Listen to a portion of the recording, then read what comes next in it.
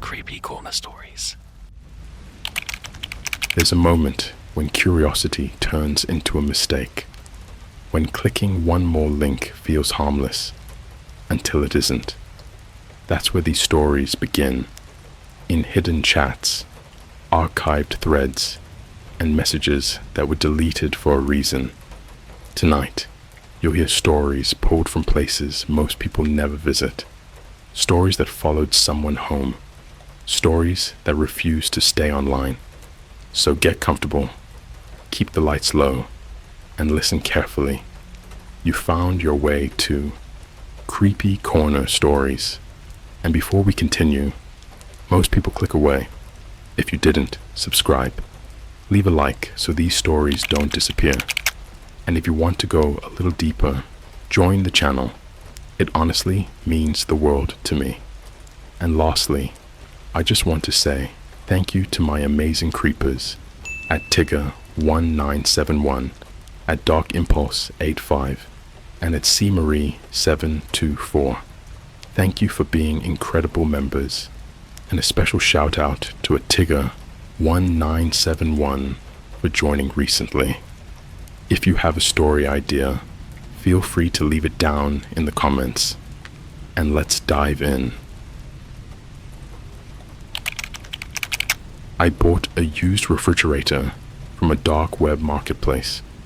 What I found sealed inside wasn't illegal, it was worse. I've been sitting at my desk for 2 hours now with a McDonald's iced coffee going warm and gross beside me, just kinda staring at the upload screen. I've written like 5 different versions of this intro and deleted all of them. I don't know. I've been in a weird headspace today. Had that jittery, sleep-deprived feeling where your body wants to crash, but your brain's running reruns of every dumb thing you've said since 8th grade. I thought maybe throwing on some lo-fi would help me focus, but now it just feels like the soundtrack to an anxiety spiral. Anyway, the reason I'm hesitating is because this story, it's not one of those I bought something haunted off Craigslist kind of things. It's not even technically illegal, which I think makes it worse, because the people who made this possible, they didn't have to hide in the shadows. They didn't break laws. They just existed in that gray area where no one's really watching. And that's where this whole thing happened. So, I'm just gonna start from the beginning. No gimmicks. Just me and what I found in my kitchen that night. Because if I don't tell someone, I might actually lose my mind. I moved into my apartment last September, a 4th floor walk-up above a laundromat in a part of Jersey that smells like cigarettes and car exhaust 90% of the time. Not glamorous, but it's cheap, and more importantly, it's mine. The place didn't come with a fridge. That was the one catch. I thought it'd be easy to grab one off Facebook Marketplace or OfferUp. And yeah, I found some options, but they was either too far away, sketchy as hell, or being sold for like $600, which is absurd for something that's supposed to keep milk cold. Then, late one night, I think it was around 2 a.m., mid-scroll session, after falling down a rabbit hole of kitchen renovation videos, I saw a post in one of those locked Telegram groups I'd been added to months ago. I didn't even remember joining it. The name was just a string of numbers and a skull emoji. Someone had posted a listing. Used refrigerator, like new condition, discreet, no questions, $150, drop-off included. That alone sounded sketchy as hell, right? But the photo showed a perfectly clean stainless steel fridge. No dents, no rust, no weird stains. It even still had the plastic on the handle. It looked like it had barely been used. Now here's where I made my first mistake. I messaged the guy. His username was CrateDealer3. No profile pic, no bio. I asked what brand the fridge was, and he just replied, "It works. You want it or not?" That should have been my second red flag, but at the time, I chalked it up to someone who didn't like small talk. I asked if he delivered to Jersey City, and he sent me a thumbs up emoji. That was it. I paid the $150 through a crypto wallet app I barely knew how to use, and he said the fridge would be delivered within 48 hours. No tracking, no details, just watch for a white van. It arrived the next night at 11:17 p.m. I remember the time because I'd been checking the window every 10 minutes like a paranoid idiot. When the van finally pulled up, it didn't have any markings, just matte white, almost too clean. No rust, no stickers, not even a license plate on the front. Two guys in grey jumpsuits carried the fridge up. No dolly, no tools, no noise. They didn't say a single word. One of them, older, bald, sunglasses at night, like a GTAN PC, just handed me a laminated paper. It said, "Sold as is. No warranty. Do not open lower compartment." Now, most fridges only have two compartments, freezer on top, fridge on bottom, but this one was different. It had a third section below the fridge drawer, almost like a small built-in cooler. You wouldn't notice it unless you crouched down. I asked, "What's in there?" The guy just smiled and walked off. Not creepy smile, not friendly either. Just this weird neutral look, like I was a dumbass for asking. I should have left it outside. I should have told them to take it back. But you have to understand, it was nice. Stainless steel, double door, energy efficient, full LED display panel with touch settings. It was like something out of a showroom. Way too nice for $150. I plugged it in. The lights came on. It made this soft whirring sound that felt almost too soft, like it wasn't cooling anything, like it was pretending. I moved in some groceries, milk, eggs, some leftover pizza. Everything stayed cold. The freezer worked. There was no smell, no mold. I thought maybe I'd gotten lucky. But that night, just as I was getting into bed, I heard the sound. It wasn't a beep or a motor hum. It was a click, then a low thud, like something inside had dropped. I walked into the kitchen. Nothing looked out of place, but the fridge screen was flashing a message. Lower compartment. Active. I didn't even know how to access that menu. I tapped it, and it just blinked, then returned to the normal display. No more message, just the temperature readout. I stood there for a minute, debating whether to crouch down and open the lower drawer. I didn't. I went back to bed and told myself it was just some leftover system feature from the factory. Something glitchy. I didn't sleep, obviously. By the time the sun came up, the message was gone, and the fridge was ice cold. Normal. Too normal. But here's the thing. Every night after that, right around 3 a.m., I'd hear the click, then the thud. Sometimes it was louder. Sometimes I swear I heard something shift inside, like movement. But every time I opened it, nothing. No drawer, no handle. Just a seamless stainless steel panel at the bottom. I tried Googling the model number. No results. I posted a photo of the fridge in a couple of appliance subreddits asking for help. The post got removed for inappropriate content. No explanation. No mod messages. But the worst part, after I posted that, someone DM'd me. Not on Reddit. On Signal. Stop asking about the drawer. The username was just a black circle emoji. I never gave out my number. I don't even remember linking Signal to anything. That was when I knew, whatever this fridge was, I wasn't supposed to have it, and I sure as hell wasn't supposed to open that drawer. But I did. And what I found in there, it's not illegal.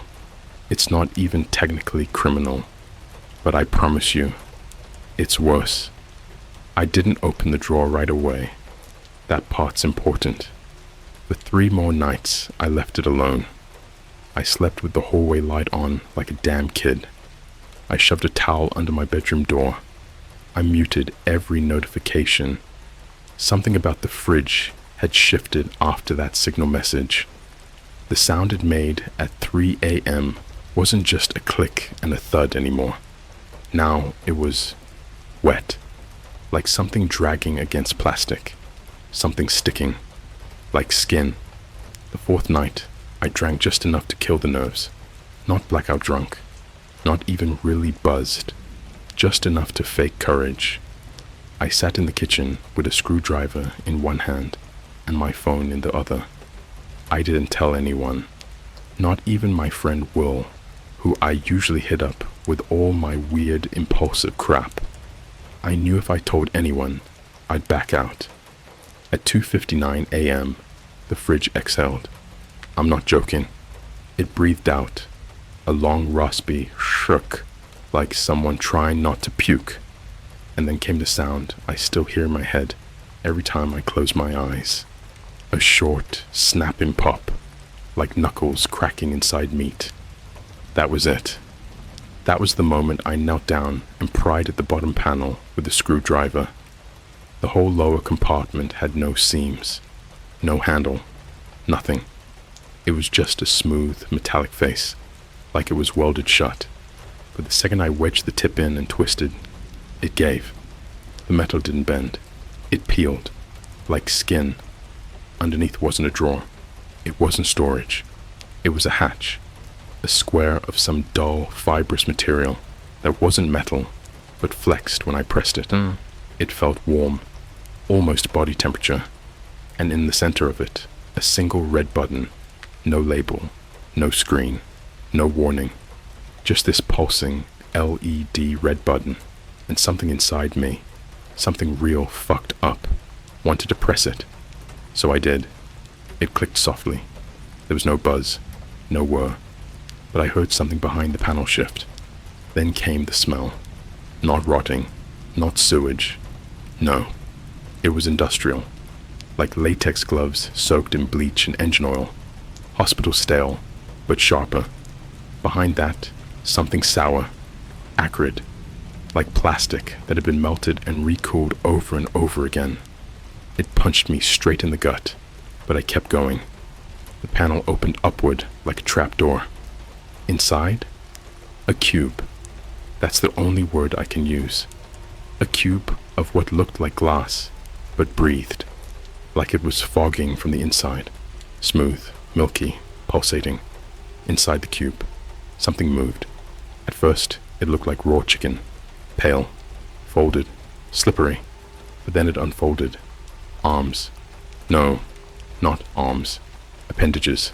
Thin, boneless, worm-colored things that flopped and twitched like a newborn foal's legs. The cube had wires running into it, coiled like veins. The thing inside wasn't fully formed.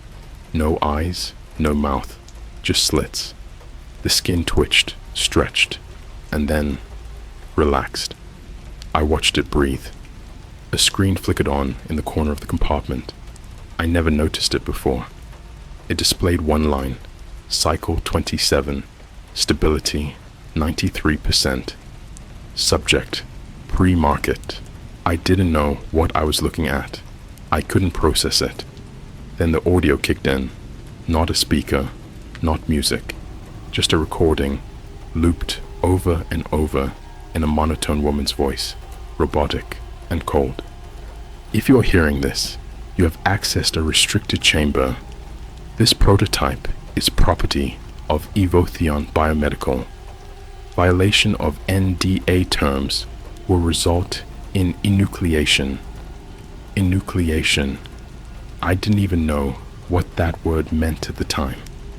I looked it up later. It means surgical removal of the eyes. That's when the thing inside moved again, harder this time. It kicked. One of its limbs struck the inside of the cube and left a smudge. The glass cracked. Not a big crack, just a hairline. But I saw its spiderweb outward. I backed the fuck up. I shut the panel and taped it shut with duct tape I grabbed from under the sink. I sat on the kitchen floor until the sun came up. The cube had gone still again, but I swear I felt heat radiating from the metal. My whole apartment smelled like synthetic rot, like breathing through a latex mask soaked in meat juice. I didn't sleep, not even for a second. The next morning, I took a photo of the open compartment. Just one, no caption. I texted it to Will with a WTF is this? It never delivered, not failed to send, just stuck. A spinning circle, no red exclamation mark, no confirmation. I checked my Wi-Fi, working. I tried Instagram, opened fine, TikTok, normal. But any time I tried to message anyone, the app would freeze, only on my phone. My laptop worked fine, but guess what? The photo wasn't on my laptop. No syncing. It vanished. I checked my phone's gallery and it was gone. Deleted. I didn't delete it. It just wasn't there. The next night, I unplugged the fridge. The moment the power went off, the apartment got cold. Not like fridge cold, like underground cold, concrete bunker cold. My breath came out in puffs. I plugged it back in, and the power flickered through the whole unit. My lights dimmed. The LED panel blinked once, and then displayed. Incubation compromised. Initiating failsafe. I heard movement behind the panel, but the panel didn't open again. No, the floor did. Right beneath the fridge, a new seam, a perfect square, splitting the linoleum. It retracted. Underneath was a metal tunnel, smooth, stainless steel, leading down into the dark like a freight elevator shaft. My apartment doesn't have a basement. I ran. I left the door open. I slept in my car at a rest stop 40 minutes away. When I came back the next morning, the hatch was gone. The fridge was humming again like nothing happened. But something had changed. It wasn't cold anymore. The fridge was warm, like it was heating whatever was inside, like an incubator. That afternoon, I got a call from a number I didn't recognize. Blocked. No caller ID. Against my better judgment, I answered. A man's voice. Calm. Businesslike. You're housing an Evotheon prototype. You've accessed the chamber. We need confirmation. Is it breathing? I said nothing. He asked again. Is it breathing? My throat closed up. I could barely get the words out. Yes. He didn't hesitate. Do not feed it. Do not interact with it. Do not move the unit. Extraction is scheduled. Do not be present.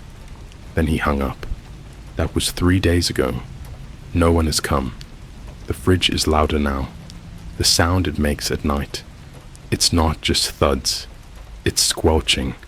Like something alive inside it is fighting, pushing against the walls. Sometimes I hear tiny clicks, almost like teeth. But the worst part, sometimes it talks. Not full words, not language, just noises, mimicking. It said my name yesterday. It sounded like someone trying to speak with a mouthful of glass. My name, twice. So I opened it again, and what I saw this time, it wasn't a fetus. It wasn't a clone. It wasn't experimental. It was me. My own face. Half-formed, mouth sealed with skin, empty sockets, limbs twitching, and on the screen above it, a new message. Cycle 28. Donor match successful. Replication 64% complete. I slammed the panel shut and bolted it close. It's still in there.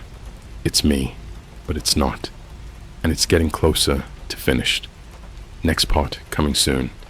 If it doesn't replace me first, I didn't sleep after that, not even micro-sleep. My body forgot how. Every time I closed my eyes, I felt it pressing against the inside of the fridge, like a thought trying to force its way into my skull. The apartment had changed. The air felt heavier, like it was holding its breath. The hum of the refrigerator wasn't constant anymore. It rose and fell in a slow rhythm, almost like a pulse. I tried leaving again. I really did. I packed a backpack with clothes, my laptop, chargers, passport, cash. I didn't even look at the fridge when I passed through the kitchen. I couldn't. The moment I grabbed the doorknob, my phone vibrated so hard it rattled in my hand. No notification banner, no app icon, just text on a black screen, like my phone had forgotten how to be a phone. You can go. It can't. My Wi-Fi dropped. Cell service vanished. The lights flickered once, then stabilized. I stood there, with my hand still on the knob, feeling stupid, like I was being watched by something that already knew the ending of the scene. I let go. That night, it started learning. Not fast, not dramatically, in pieces. The fridge display began cycling through menus I'd never seen before. Graphs, biometric-looking waveforms, progress bars that filled and emptied without explanation. Sometimes a word would flash for half a second and vanish before I could read it. Other times it would stay, bold and scented, like it wanted me to see. Calibration, mimicry, behavioral sync. At around 1:40 a.m., my phone buzzed again. This time, it was a voicemail notification. No missed call, just a voicemail. I hit play. At first, it was static, then breathing. My breathing, shallow, uneven, the way I breathe when I'm anxious. I recognized it immediately because I hate how it sounds. Then a pause, then my voice, not words, just a quiet sound I make sometimes when I'm thinking. A tiny hum in the back of my throat. The voicemail ended. Timestamp 3:12 a.m. I was wide awake at 3:12 a.m. I hadn't made that sound. I deleted the voicemail. It reappeared 30 seconds later. The next morning, I noticed the first physical change in the apartment. The magnets on my fridge door, cheap souvenir crap from trips, a Starbucks gift card holder, were gone. In their place was a single printed label, stuck perfectly straight, like it had been measured. Unit stabilized. I peeled it off. Underneath, the metal was warm, not hot, alive warm. I kept my hand there longer than I should have, feeling the vibration beneath my palm. It wasn't mechanical anymore. It didn't feel like a machine. It felt like a chest. I started documenting everything after that. Not online, not in cloud notes, on paper. A legal pad I bought from a gas station at 3 a.m. because I couldn't stand being in the apartment anymore. I wrote times, sounds, messages, smells, patterns. Here's one I didn't want to admit at first. The fridge only got louder when I was home. When I left, just to the bodega, just to sit in my car, the hum dropped to almost nothing.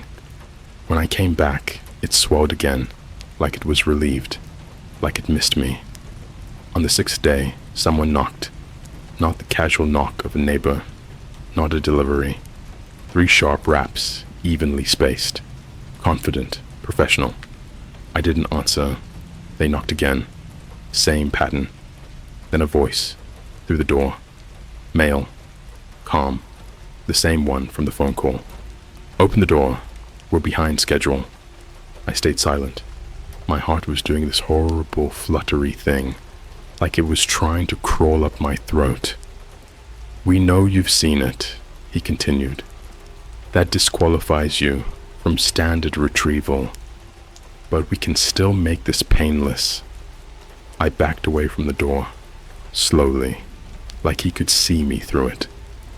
Evotheon has moved past external incubation, he said. The appliance was just phase 1, a distribution vector, a proof of concept. I felt sick. What's inside your kitchen isn't a product anymore. It's a process. I don't know why I did it. Fear maybe, or anger, or some stupid need to feel in control for half a second. I yelled through the door, "You put me in there." There was a pause, not hesitation, calculation. Then, we copied what was available. My stomach dropped. "You opted in," he said. "Every permission screen, every data agreement, every late night except all. The fridge didn't make the match. You did." The knocking stopped. Footsteps retreated down the hall. No extraction team, no suits, no equipment. They didn't need to take it. They just needed to stop monitoring. That evening, the fridge opened on its own. I was sitting on the couch, legal pad on my lap, trying to distract myself with a dumb YouTube video I wasn't actually watching. I heard the soft release of pressure from the kitchen, followed by a sound like a door seal breaking. I didn't move. I couldn't. I watched my reflection in the dark TV screen as the room behind me filled with a low, wet heat. The smell was different now, less chemical, more familiar, like skin after a shower, like breath, footsteps, not heavy, not clumsy, bare feet on tile. I told myself it was stress, hallucination, sleep deprivation doing its thing. Then a shadow passed the doorway, slow, upright, human-shaped, but wrong in the details, too smooth, too careful, like it was rehearsing how to walk. I didn't turn around. I felt it behind me instead, close enough that the air shifted, close enough that I could hear it practicing my breathing, just a fraction of a second off.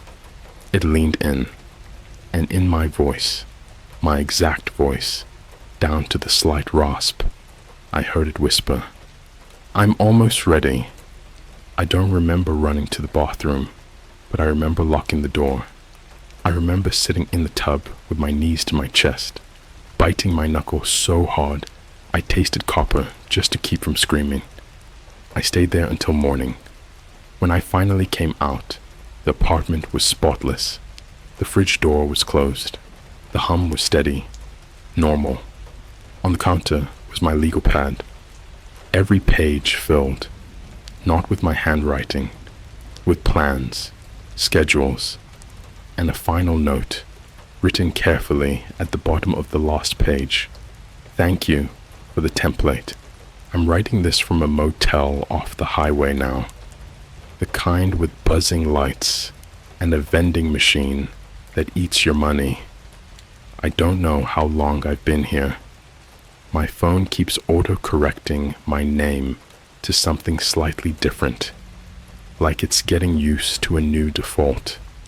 If you're reading this and you're thinking about that used appliance listing you saved, if you're thinking about how cheap it is, how clean it looks, how convenient, don't, because they don't need fridges anymore, and they're getting better at walking out on their own. I paid for the motel in cash, no card, no ID, didn't give my real name. I used to joke about this kind of thing, being off the grid, like some anti-surveillance, tinfoil hat prepper. It doesn't feel like a joke anymore. It feels like I'm already dead and just haven't caught up yet. My phone won't stop buzzing, even with location off, even in airplane mode, even battery removed and SIM snapped in half. I don't know how, but it knows. I tried tossing it out the car window on the way here. Later that night, the front desk guy handed me a plastic bag and said, "You dropped this." My phone was inside, screen cracked like a spiderweb, still vibrating softly. The notification. One of us is out. Another is ready. There was no from field, just blank space. I didn't open it. I didn't have to, because the very next morning, I saw myself again. Not directly. It started with the door to the room next to mine, opening before dawn. I watched through the blinds, because sleep doesn't work anymore, and my eyes don't close unless forced. A man stepped out. Same height, same build, same clothes I threw away 2 days ago. White tee, gray hoodie, scuffed Converse. But that's not what froze me. It was the way he moved. You ever watch a video of yourself walking, like on a security camera, or in the background of someone's snap story?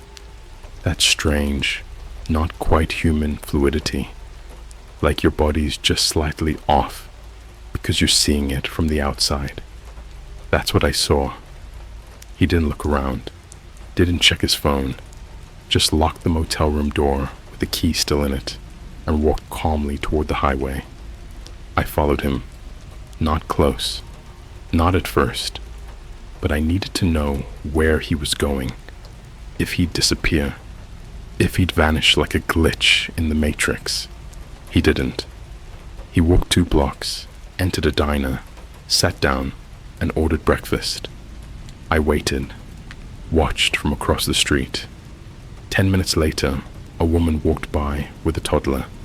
The kid looked at the glass, stopped walking, and just screamed. Not tantrum screaming. Fear. His mom pulled him away. The thing wearing me didn't react. I left that town that night. I don't even remember the name of it. The signage blurred. The lights dimmed. I drove until the gas light came on, then pulled into another off-ramp truck stop. Slept in the car. Didn't care about the cold. Didn't care about food. Just needed distance. But no matter how far I went, it got there first. Every town, same thing. Phones would glitch out when I walked in. Self-checkout screens would flash blue, then green, then die. I bought a burner phone and turned it on only once. It already had missed calls, all from my number. Every voicemail was silent, except one. At the 3-second mark, a voice said, "Almost done." Not my voice. A better version of it. Clearer. More human. I broke into a library to use the computers. No cameras, no logins. Just terminals older than me. I searched for Evotheon. Nothing. Not publicly, anyway. No address. No company records. No lawsuits. But I found fragments. A Reddit post from 5 years ago. Deleted after 13 minutes. Archived. Is anyone else getting targeted by fridge-based biotech ads? Mine started humming at 3 a.m. Thought it was a glitch. Then I found the drawer. No replies. No upvotes. Account deleted. A forum thread from an old hacker board, archived in Cyrillic. When translated, it read, "Biometric containers being sold as consumer appliances. Buyer is donor. Incubation not external. Adaptive replication. Do not connect to home networks." And one last article, buried behind a firewall that took me an hour to break. FBI denies connection to organism duplication incidents linked to smart appliances. Internal memo leaked by anonymous whistleblower referred to the devices as genomic parasites masquerading as tech. That's what broke me. Not the word organism, not duplication, not even parasite. It was masquerading, because that's exactly what it was doing, what it still is doing. Wearing me like a coat it's just getting used to. 3 nights ago, I woke up to a tap on the car window. I knew before I even turned my head. Same hoodie, same skin, same tiny scar on the jawline from when I fell off my bike in 5th grade. But the eyes, they blinked at the wrong times, like they were running on a delay. It smiled at me. My smile, but too wide, practiced. And then it did something I hadn't expected. It spoke. calm, friendly, almost amused. "You've been very helpful, but they don't need the fridge anymore." I didn't respond. It reached into its hoodie and pulled out something small and black, a key fob, pressed the button, and behind it, from the darkness of the gas station lot, I heard another fridge door open. Not a motor, not a mechanical clunk, just a wet shh pop, like flesh peeling off linoleum. Then came the sound of something crawling. I didn't wait. I hit the gas and drove until the engine groaned. Ended up sleeping in an abandoned rest area with the keys in my lap and a tire iron under my leg like a toddler's security blanket. I checked the car the next morning.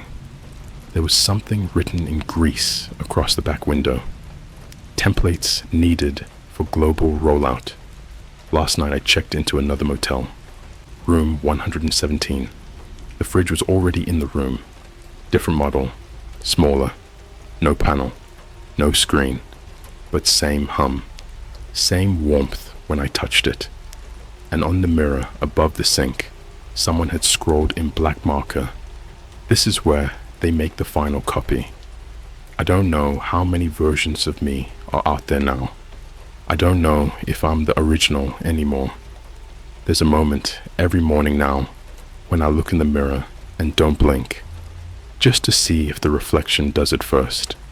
So far, it hasn't. But this morning, it smiled before I did. And now, I don't know if I made it out of that fridge at all, or if I've been it the whole time. I stopped checking mirrors after that, not because I was scared of what I'd see, but because I realized mirrors weren't for me anymore. They were for calibration, confirmation, for whatever was using my face to make sure it still fit. I stayed in room 117 for 2 days without sleeping.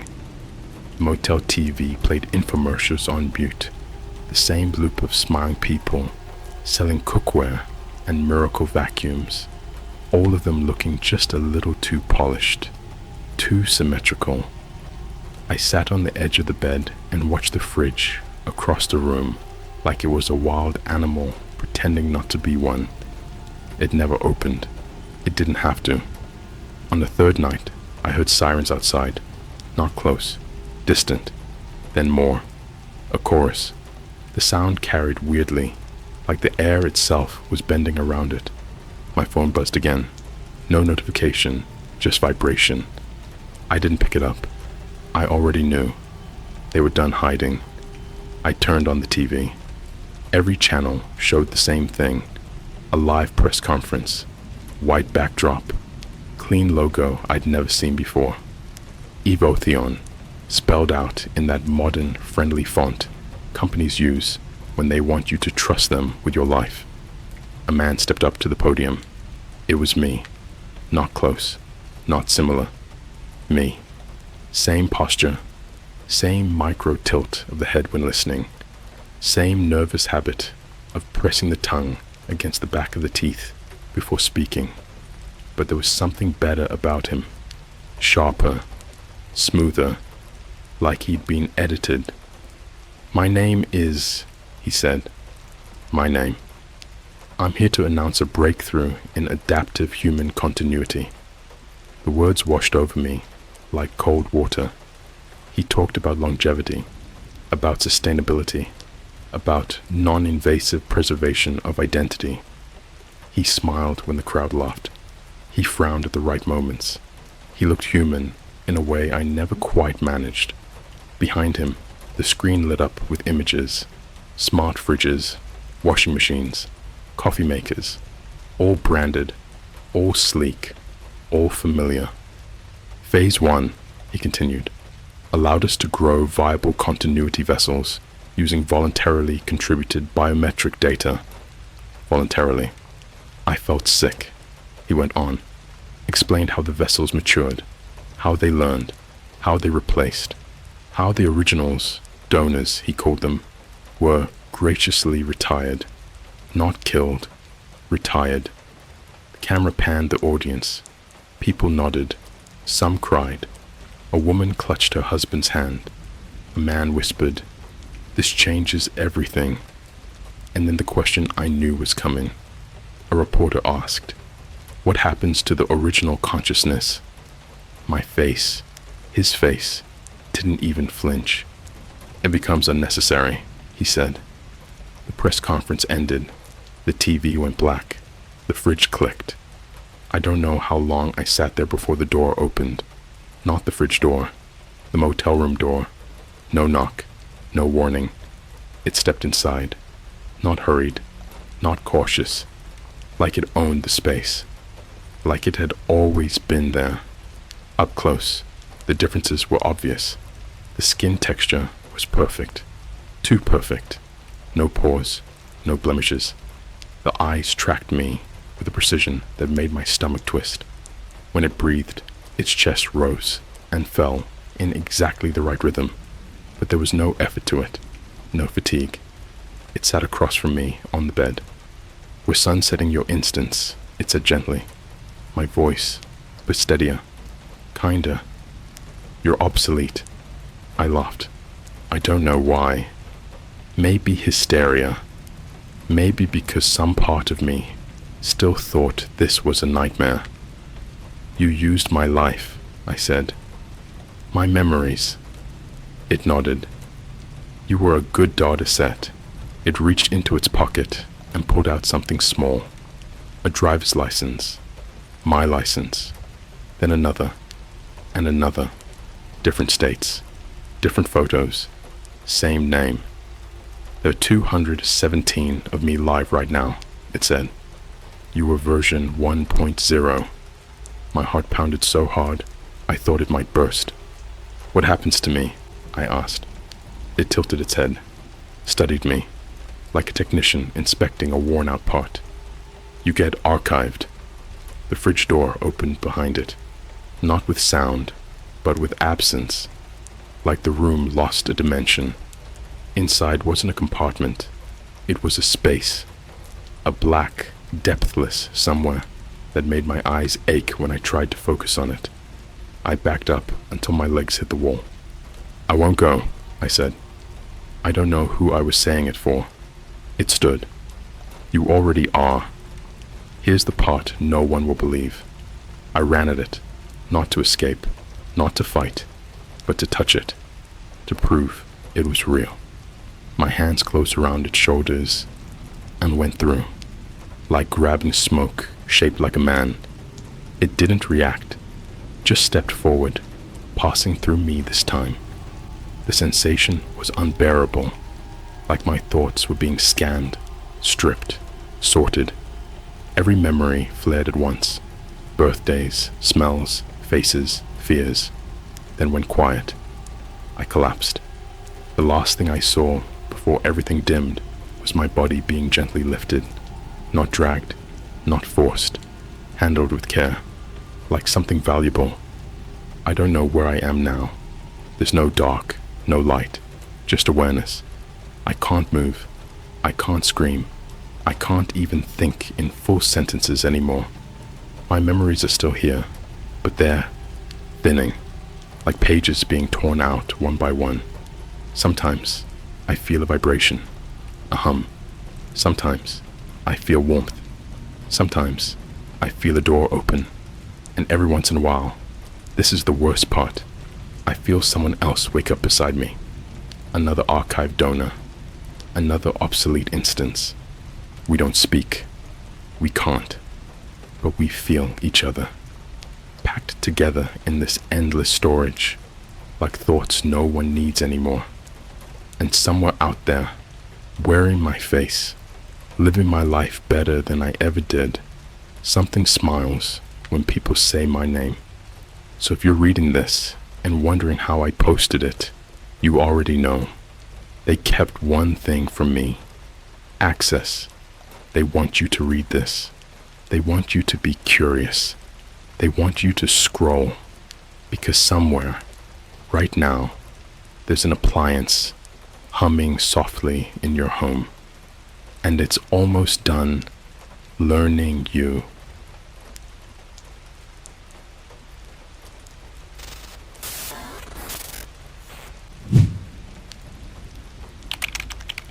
I took a temporary job watching an empty house.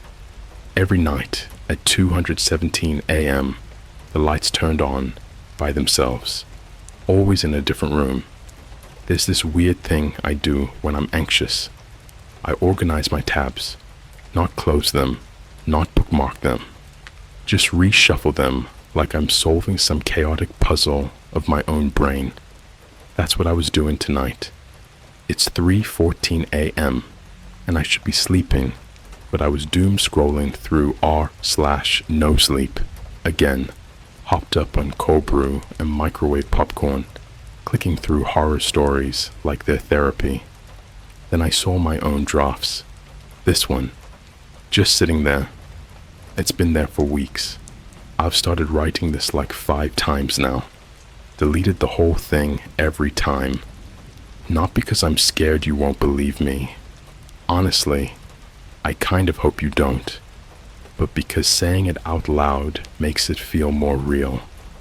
And I've been trying to convince myself I dreamed it. That it was just a weird couple of nights. But something happened last night that crossed a line. So, here goes. Deep breath. Let's talk about the house. I was broke. Like adding water to my shampoo, broke. Rent was due. Uber Eats was mocking me with $15 delivery fees. And my main source of income at the time was flipping retro tech on eBay. Not exactly a steady gig when you're competing with 40-year-olds who treat it like blood sport. So when I found this listing on Craigslist titled Overnight House Sitting, $250 per night, no pets, no people, I thought it was either a scam or the answer to my prayers. The ad was short, blunt, and honestly kind of weird. Seeking responsible adult to stay in a home overnight from 10 p.m. to 6 a.m. House is empty. You will not be disturbed. No guests allowed. Payment in cash each morning. No phone calls. Email for details. Something about it felt off, but $250 per night? I emailed them. I didn't expect a reply, but I got one within 10 minutes. All it said was, "Your application is accepted. Be at 104 Sycamore Lane by 9:30 p.m. tomorrow. Do not enter before 10. Instructions will be on the kitchen counter. No name, no signature, no follow-up." I read it 3 times, checked the address on Google Maps. It was real. Not some empty lot or junkyard. Just a normal-looking house in a cul-de-sac outside of town. White exterior, detached garage. One of those perfectly average mid-century homes that look like they're waiting to be remodeled on a YouTube channel. I should have backed out. Honestly, I should have listened to that tight little twist in my stomach that I always ignore. But I didn't. The next night, I pulled up at 9:28 p.m. in my beat-up Civic, parked on the street, and just sat there, watching the house like it might move. It didn't look empty. The curtains were drawn. The porch light was on. There was even a black mailbox that looked freshly painted. But there were no cars in the driveway. No signs of movement. At exactly 9:59, I got out and walked up to the front door. My shoes made that stupid crunch sound on the gravel. No one answered when I knocked, but the door was unlocked, like they were expecting me. Inside, it was clean. Too clean. Like nobody lived there, but someone wanted it to look like they did. Neutral beige walls. A couch that looked like it had never been sat on. TV remote still wrapped in plastic. Kitchen with a fruit bowl full of fake apples. On the counter, there was a single sheet of paper. Printed instructions. I still have a photo of it on my phone. Rules for overnight. Do not enter the house before 10 p.m. Do not attempt to access the locked basement door. Keep all lights off unless necessary. Stay in the living room between 2:15 a.m. and 2:45 a.m. Do not open the blinds. No phone calls or video recording while inside. If the lights turn on in another room, do not investigate. Leave by 6 a.m. sharp. Use the side door only. It didn't even have a thanks at the bottom. I laughed, like actually laughed out loud, because I thought it was a joke, like maybe some indie filmmaker was shooting a reaction video and I was gonna go viral for falling for it. But I stayed. I stayed because $250 cash was sitting in a white envelope right next to that list. And because I was desperate. The first night was boring, honestly. I watched Netflix on my phone, scrolled through TikTok, tried to ignore how eerily quiet it was inside. There was no hum of a fridge, no heater kicking on, no clocks ticking, just this heavy silence. I followed the rules, mostly out of curiosity. Lights off. Fine. I had my phone flashlight. Stay in the living room at 2:15. Whatever. I was already there. At 2:17 a.m., I noticed the hallway light turn on. I didn't see it happen, just noticed the glow, like someone had flicked a switch in the dark. And I remembered the rule. If the lights turn on in another room, do not investigate. I stayed on the couch. Felt like a challenge, like someone was watching me, waiting to see if I'd go look. I didn't. The light turned off by itself at 2:31 a.m. At 6 a.m., I left through the side door like they said. There was a second envelope taped to the inside of it. Another $250, crisp bills. That should have been it. But I came back the next night because I needed the money, because I was stupid, because I didn't realize it would get worse. Every single night. Worse. So, you want to know when things really started to go wrong? Night 4.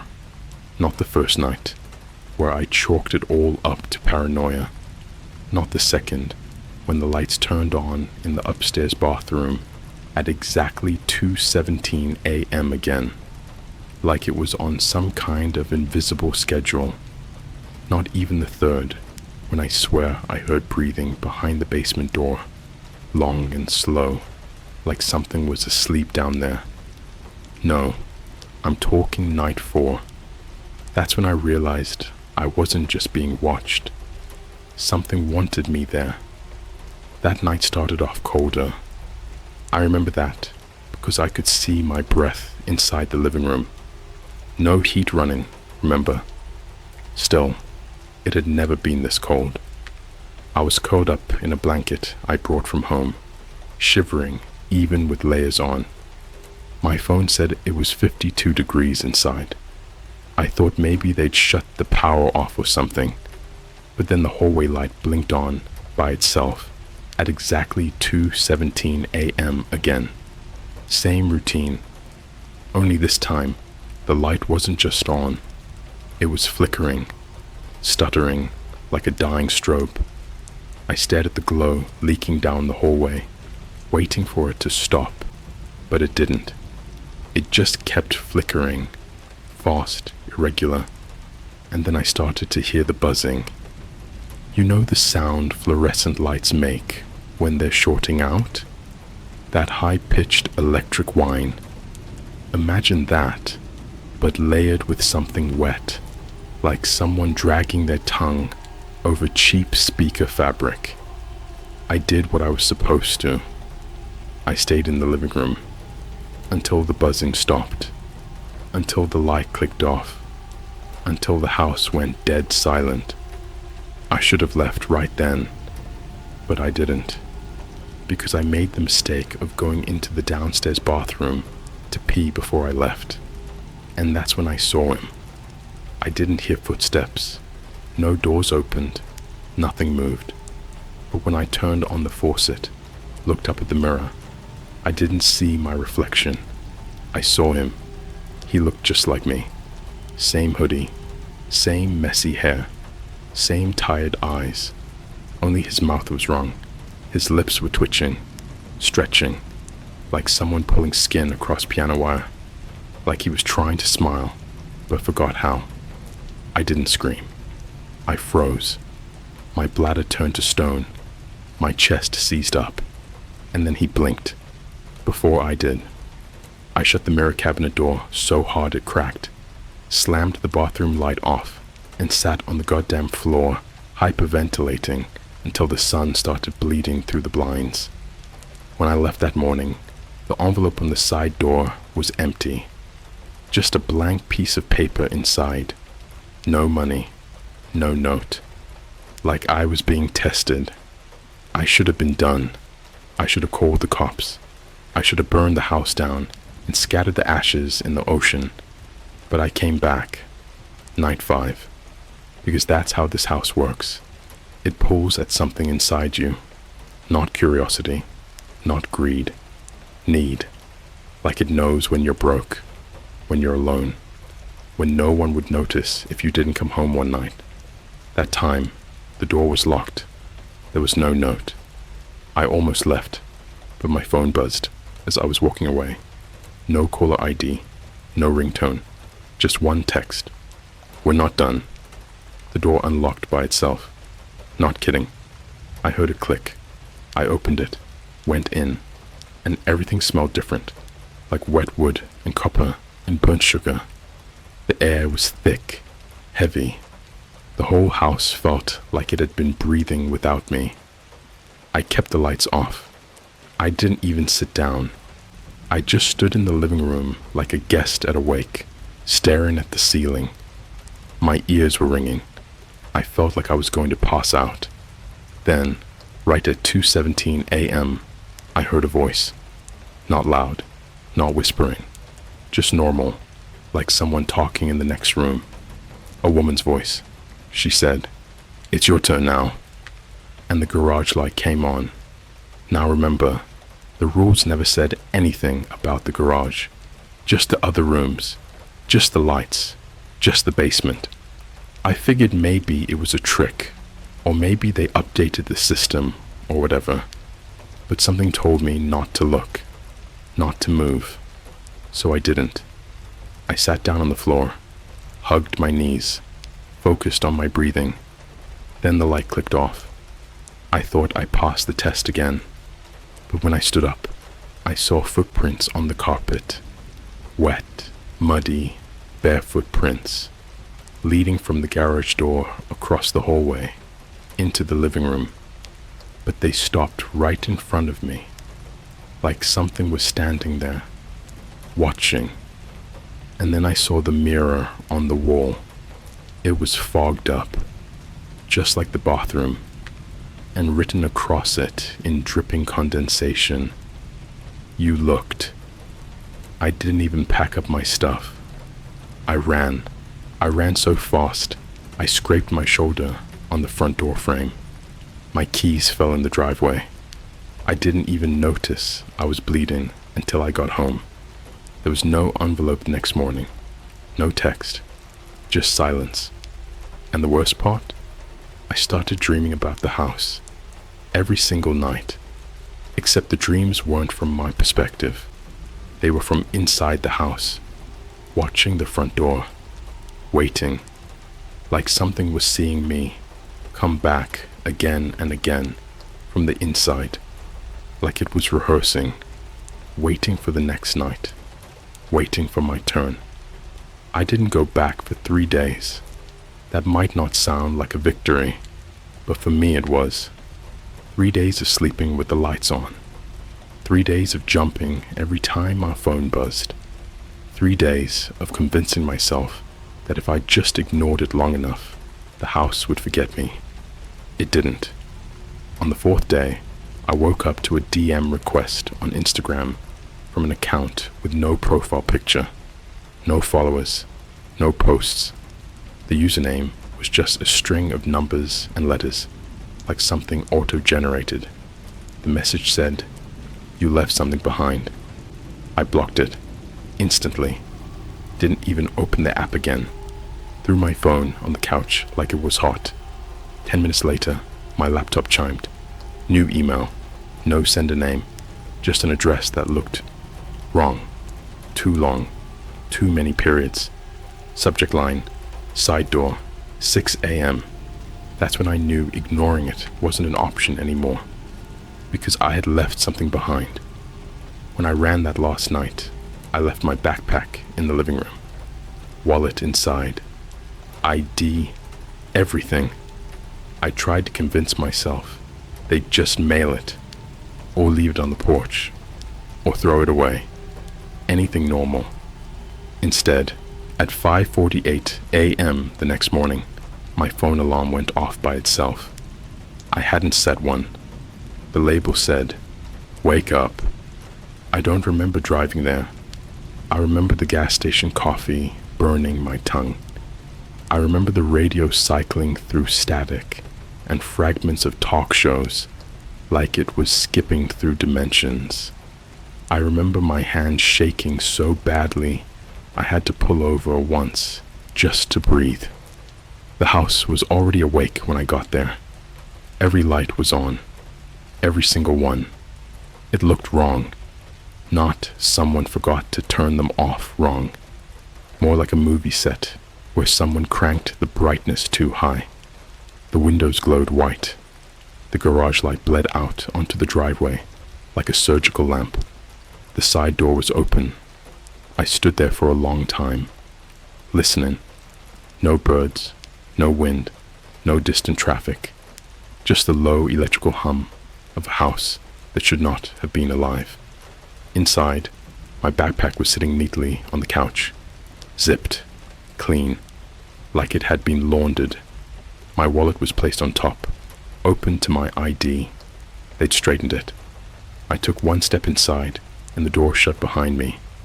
Not slammed, not dramatic, just closed, like someone gently pulling it so it wouldn't make noise. I didn't turn around. I couldn't, because the TV turned on by itself. Static at first, then a menu screen. A video paused, timestamp blinking at the bottom. 2:17:00. The play button lit up. I didn't touch the remote. The video started anyway. It was me. Not a recording from that night, from earlier, from weeks ago. Footage from my own phone. Clips I recognized instantly. Me in my kitchen. Me brushing my teeth. Me sitting on my bed, scrolling through my phone. Face slack and empty. Angles I never filmed from. Some of them were from inside my apartment. From corners. From the top of my closet. From the hallway at night while I slept. Then the video cut. Now it was the house. Footage from inside the living room. From the hallway. From the basement stairs. Pointed up. Dates were stamped in the corner. Some of them were from nights before I ever took the job. That's when I heard my name. Not shouted, not whispered.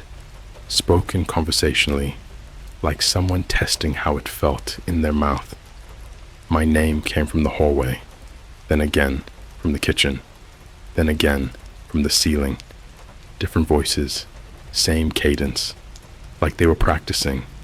The TV screen went black. White text appeared. You learn quickly. Basement door creaked. I swear to God, I never went near it before. I never touched it. But that morning, it was open just a crack. Something inside shifted. Not curiosity, not bravery. Something worse. Recognition. I walked toward it.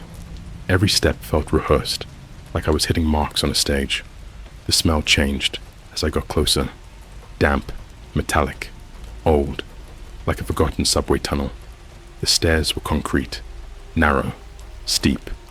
Each one had a number painted on it in red. They didn't start at 1.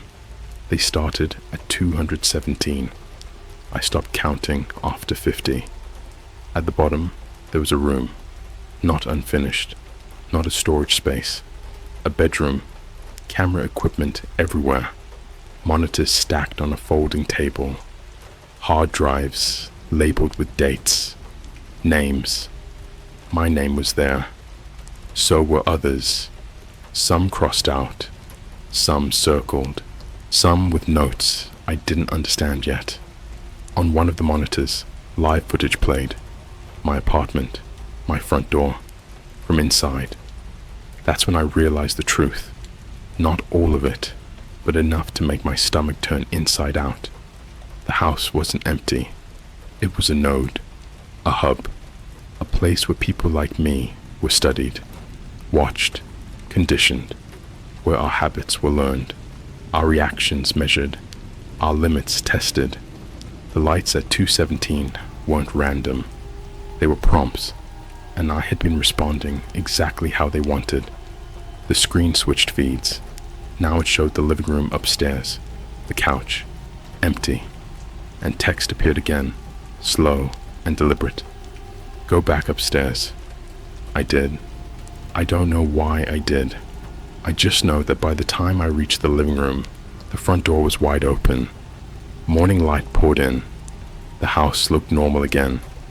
Dead. Quiet. My backpack was gone. So was the equipment. So was the basement door. There was just one thing left. A new envelope. Inside was $500. And a phone. Not mine. Cheap. Burned. Already on. One notification waiting. A calendar alert. Scheduled for that night. 2:17 a.m. Location pin attached. Not Sycamore Lane. My address. And underneath it, one last message. This time, we watched together. I didn't go home after that. I couldn't. The idea of walking back into my apartment, knowing there were eyes already there, waiting, made my skin crawl so hard, I felt like I was shedding something human. I drove instead. No destination. Just headlights cutting through early morning fog, while my brain tried to stitch itself back together. The burner phone sat in the cup holder the whole time, screen glowing faintly like an infected wound. I wrapped it in a hoodie and shoved it into the glove compartment, but I could still feel it, like a heartbeat that wasn't mine. I parked behind a closed Starbucks around 7 a.m. and slept for maybe an hour. Dreamed of standing in front of my own front door while something on the other side practiced turning the knob, over and over, slow and patient, like it had all the time in the world. When I woke up, there were 17 missed notifications on the burner phone. Not calls, alerts, motion detected, motion detected, motion detected. Each one time-stamped between 2:16 and 2:18 a.m. I didn't open the footage. I already knew what I'd see. I spent that day trying to erase myself, deleted social accounts, changed passwords, yanked permissions I didn't remember granting. I even bought a new phone at a mall kiosk with cash, the kind of place that smells like plastic and desperation. It didn't matter. At 6:43 p.m., while I was sitting in a McDonald's parking lot, eating cold fries, my new phone buzzed. Unknown sender. Wrong device. I laughed then. A short, ugly sound. People in the car next to me glanced over like I was unstable. They weren't wrong. I drove home anyway. Because here's the thing no one tells you about fear.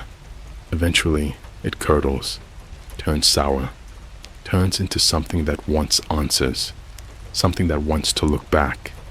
My apartment door was unlocked. Nothing inside looked disturbed. No mess. No forced entry. But the air felt arranged, like someone had stood in every room just long enough to decide where things belonged. I checked the bathroom first. Mirror clean. Too clean. I covered it with a towel. Then the bedroom. That's where they'd made their point. My bed was stripped. Sheets gone. Mattress flipped. On the bare box spring, someone had written in thick black marker, 2:17 is when you open. I didn't scream.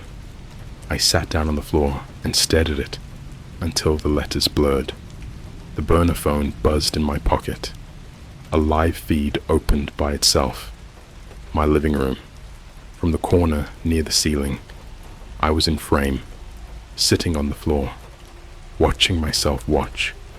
Text scrolled across the screen, letter by letter, like someone typing slowly to savor it. You don't need the house anymore. The feed cut. The lights in my apartment turned off. All of them, except the bedroom lamp. It clicked on at exactly 2:17 a.m. I hadn't realized how dark it was outside until then. Rain streaked the windows, turning the city into a smeared watercolor. Sirens wailed somewhere far away and then cut off abruptly, like someone had muted them. The lamp flickered. Once. Twice. Then a voice came from it. Not through it. From it. My voice. Reading. Rule 3. Keep all lights off unless necessary. The lamp went out. The hallway light came on. Then the kitchen. Then the bathroom. Each one clicking on in sequence, like someone walking through my apartment without bothering to hide anymore. My phone vibrated again. New message. We built a copy. The TV turned on. Static. Then an image resolved. It was my apartment. But not this one. Cleaner. Emptier. The furniture slightly wrong, like a memory trying to pretend it's accurate. And in the center of the living room stood a man. My height. My build. His face lagged behind his movements, like the video was struggling to keep up. When he smiled, it took a second too long to finish. He raised his hand, waved. Then he walked toward the camera and leaned in close, so close his breath fogged the lens. And he said, softly, "Don't make this harder." Behind me, the bedroom door creaked. I hadn't closed it. Something stepped inside. I didn't turn around. I watched the TV instead, because the version of me on the screen was now sitting on my couch, legs crossed, relaxed. He picked up a remote that didn't exist in my apartment and pressed a button. The screen split. Left side, me, frozen, shaking, real. Right side, my apartment again, from a new angle. The bedroom, the lamp, the spot right behind me. A shadow slid into frame. Tall, too thin. Its head tilted the wrong way, like it was curious how my neck worked. Text appeared beneath both images. "One of you gets to stay." The shadow raised an arm. So did the thing on the couch. So did I.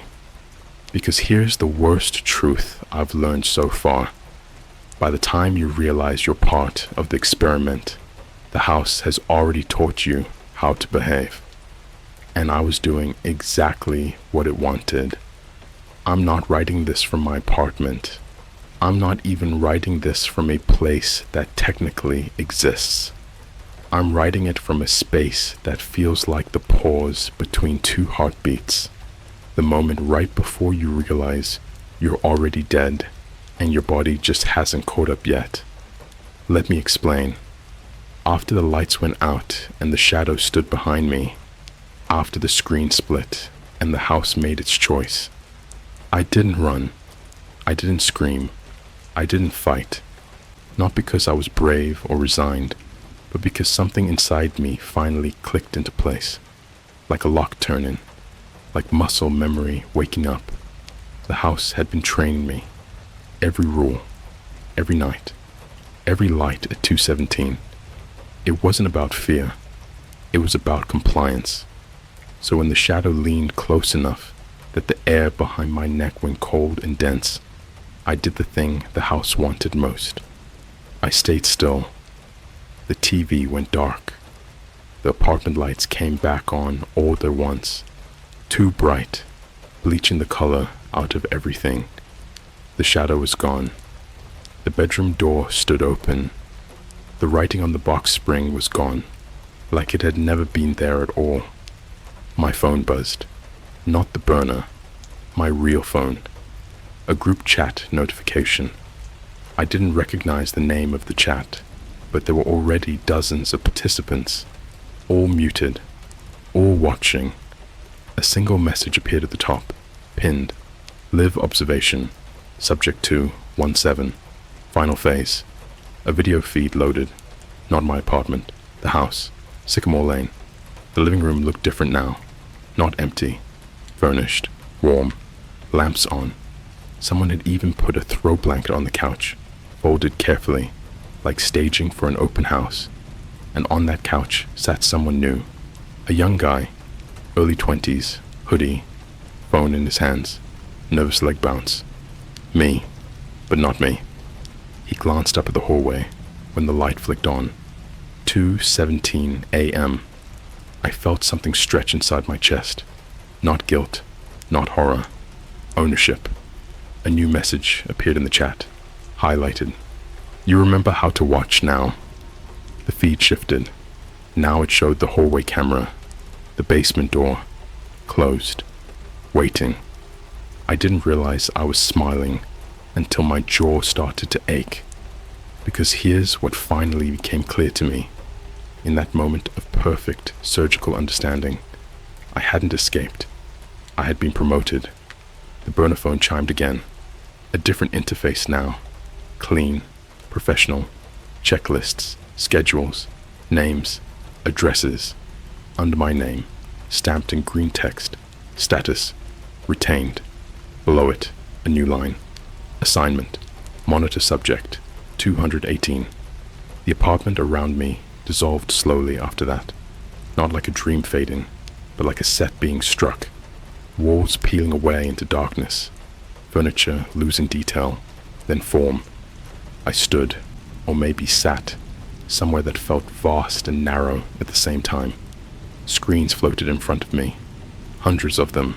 Homes, bedrooms, living rooms, cheap motels, long-term Airbnbs. Places where people were alone enough to be shaped. Every feed had a clock in the corner. Different times, different places, but some of them said 2:17. I watched subject 218 hesitate when the hallway light turned on. I watched his shoulders tense the exact same way mine used to. I watched him read the rules, laugh nervously, tell himself it wasn't real. I felt something like pride, something like hunger. A final message appeared across all screens, system-wide, in text so white it hurt to look at. The house does not empty, it replaces. And then, for the first time since this began, the house spoke to me directly. Not through text, not through recordings, through thought. Not a voice, but a pressure, a knowing.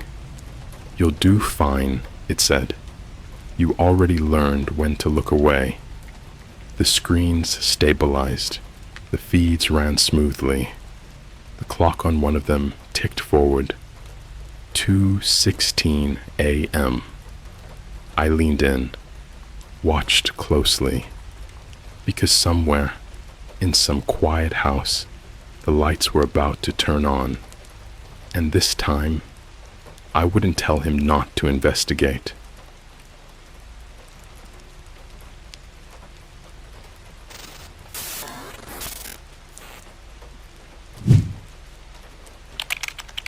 I paid a dark web guide to help me disappear for a week.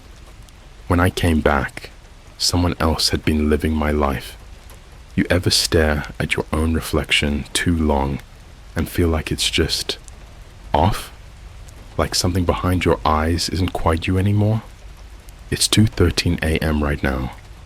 I've been sitting here for 3 hours, just replaying everything over and over.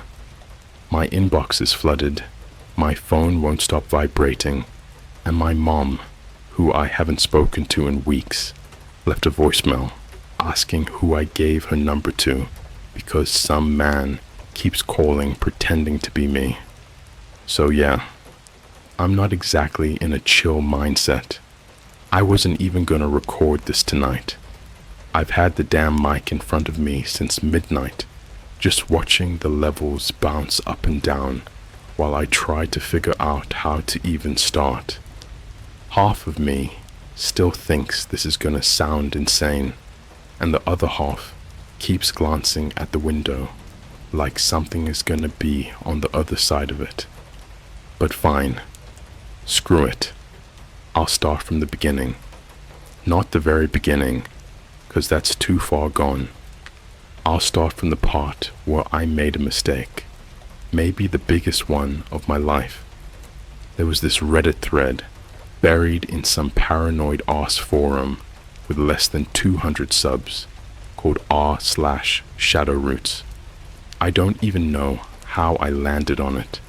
Probably one of those rabbit hole nights, bouncing from conspiracies to deep web weirdness to weird survivalist prepper blogs. The thread was titled, "Anyone here ever used a disappearance guide?" Most of the replies were trolly or vague as hell. "Yeah, bro, I vanished for 3 months, came back, no one recognized me." Or, "They make you sign things in blood, LMAO." You know, the usual LARP crap. But one comment stood out. It was from a user named Zero Index. No flair, no karma, no other posts on their account. Just this. It works. You pay. They wipe you clean for the window you request. No questions, no contact. When you return, it's like you were never gone, unless you screw with the rules. I screenshotted it. Something about the phrasing was too precise. Not like a joke, like a warning. The account had a link, a .onion address. So obviously, I got curious. Downloaded Tor, fired up Tails OS on an old laptop I hadn't touched since college. Basic dark web hygiene, you know? The site was called Egress Blackline, Slick UI. No bullshit banners or porn ads, or sketchy red text. It looked like a booking portal, like Expedia, but for the void. You chose duration of disappearance, region of extraction safety level, which was just civilian/violent/paranoid. Add-ons like storage or post-wipe memory anchor. No idea what that meant at the time. I picked 1 week. Just one. Why? I wish I had some noble reason, like escaping a stalker or abusive situation or burnout from a dead-end job. But no. I just wanted out for a while. No texts, no calls, no LinkedIn emails saying, "Hey, let's connect." No pretending to care about coworker birthdays. No Instagram reels pretending everything's good. Just quiet. I paid in Monero, half up front, $2,400. There was no confirmation email, no receipt, just a single sentence after payment cleared. You will be extracted at 3:12 local time, 7 days from now. Do not make any changes to your routine. Do not inform anyone. I thought maybe it was a scam. Maybe I just donated a couple grand to some crypto bro with a Python script and a VPN. But then the countdown started. I still don't know how they did it, how they knew what routine meant. I wasn't that predictable, was I? Day of the extraction, I stayed home. I didn't want to risk being in public and looking like an idiot when nothing happened. But when I looked at my phone at exactly 3:11 a.m., my screen flashed white. Not the normal battery or update kind of white, pure white. And then it shut off. I remember blinking, confused, and the next second, everything shifted, like being yanked from one dream into another without the middle part. I woke up, elsewhere, not in a cell, not in a warehouse or padded room. It was a motel, somewhere humid. I could smell mold and synthetic air freshener, and someone else's sweat embedded in the curtains. There was a man in the room, sitting across from me, reading a paperback book upside down. He was wearing a hoodie with the logo blurred out, like, literally, not covered, but glitched somehow, like my brain wouldn't render it properly. "You're early," he said, glancing up. "Most people sleep longer the first jump." I tried to speak. I couldn't. My throat was raw, like I'd been screaming. He handed me a bottle of water. Lukewarm. No label. "You paid for civilian, yeah? Week package? Good. That makes it easy." I finally croaked out something like, "Where am I?" He just shrugged. "Off route," which in hindsight was maybe the scariest answer I could have gotten. Not Florida or New Mexico or outside the country. Just off route. "You won't be here long," he said. "This is your buffer zone. No phones, no windows, no names. Just wait it out. You'll be rotated." I didn't ask more questions, because the moment he finished speaking, I realized something. There was a buzzing in my head, like a blocked number calling you non-stop, but from inside. I could feel my brain rejecting the idea of remembering my life, my job, my apartment, my passwords, like everything familiar had been shoved through a shredder. And the thing was, it didn't feel bad. It felt clean. 7 days off-grid, no digital trail, no ID, just me and the guide and a series of bland rooms that never had clocks or reflections. It wasn't until I came back that I realized I hadn't disappeared. Someone else had just taken my place. I got dropped off 3 blocks from my apartment at 3:18 a.m., exactly 7 days later. The cab wasn't marked. The driver didn't speak, didn't look at me, didn't even blink. No music, no meter. I remember tracing a crack in the faux leather seat with my thumb over and over just to stay grounded. When we pulled up to the corner, he didn't stop directly in front of my building, just slowed. Gave me this slow nod in the mirror, like a quiet, "Good luck." I stepped out. The second my shoes hit the sidewalk, I felt this wrongness settle into my skin, like I'd stepped into someone else's life. Not my old one, not exactly, but a copy printed a few degrees off. My building looked the same. Tan bricks, burnt out porch light, always a weird mildew smell in the entry hall. But the doorbell chime had changed. It was softer, 3 notes instead of 2. And the little dent in the stair railing, the one I'd banged my shin on 100 times, was gone. Smoothed over like it had never been there. I told myself I was paranoid, sleep deprived. Maybe the buffer zone messed with my memory. Then I saw my front door. Apartment 3, C. Deadbolt scratched in that stupid figure 8 pattern from the key always slipping in my hand. Same old scuffed welcome mat with the faded "Go Away" letters. But there were 2 things wrong. 1. My name tag on the mailbox.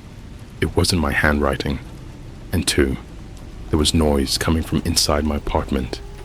I hadn't told anyone I was leaving. Not a soul. No, hey, water my plants or feed my fish. I didn't even have fish. I pressed my ear to the door. Music. Muffled. Not loud. Just ambient. Something synthy and lo-fi. The kind of thing I might listen to while working. But I hadn't set that. I knocked. No answer. I waited 30 seconds, then knocked again, harder. The music stopped. Dead silence. I felt my heartbeat in my throat. Then the lock turned. Not the deadbolt, just the knob. The door creaked open. Just 2 inches. No chain. Just enough for a voice to slip through. My own voice. "Forgot your key?" I swear to God it was me. Not a sound alike, not similar. Not I have a twin level close. My voice. I froze. I didn't know what to say. My throat locked up. But the voice spoke again. Calm, casual, confident. "Come on in. I made coffee." The door opened wider. And there I was, standing in my living room, wearing my hoodie, the gray one with the bleach stain near the wrist.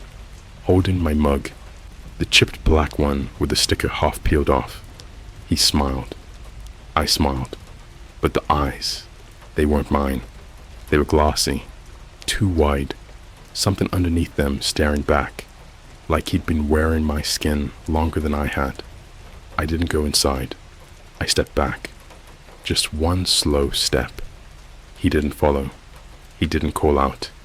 He just stood there, watching me, sipping my coffee. And when I turned and ran, full on sprinted down 3 flights of stairs, past Mrs. Kaplan's apartment, and that weird water stain shaped like Texas, I swear I could still hear him sipping, like the sound was in my ears, not outside them.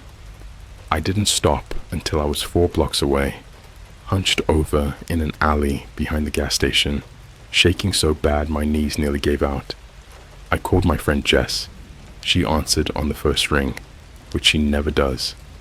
"Hey," she said casual. "Didn't expect you to call again so soon." "Again?" "What?" She laughed. "You just FaceTimed me, like 2 hours ago. You drunk already?" I didn't know what to say. I hadn't spoken to Jess in over 10 days. Not before the wipe. Not after. She kept talking. "You good though? You seemed off. Your eyes were all weird. That lighting in your place sucks." I felt the bile rise in my throat. "Jess," I said, "I haven't seen you in a week." Pause. "No, dude. You texted me yesterday. Sent that creepy pic of the drain full of hair. Said, 'He's still under the sink, lol?' That was yesterday." I hung up. The messages were there. On my phone. Sent from my number. My tone. My phrasing. But I didn't remember sending any of it. Photos too. Blurry, grainy ones. One of my hallway, from floor level. One of my bed, sheets yanked halfway off. One from the closet, inside the closet, pointed through the slats, like someone was hiding in there. And one more, a mirror selfie, of me.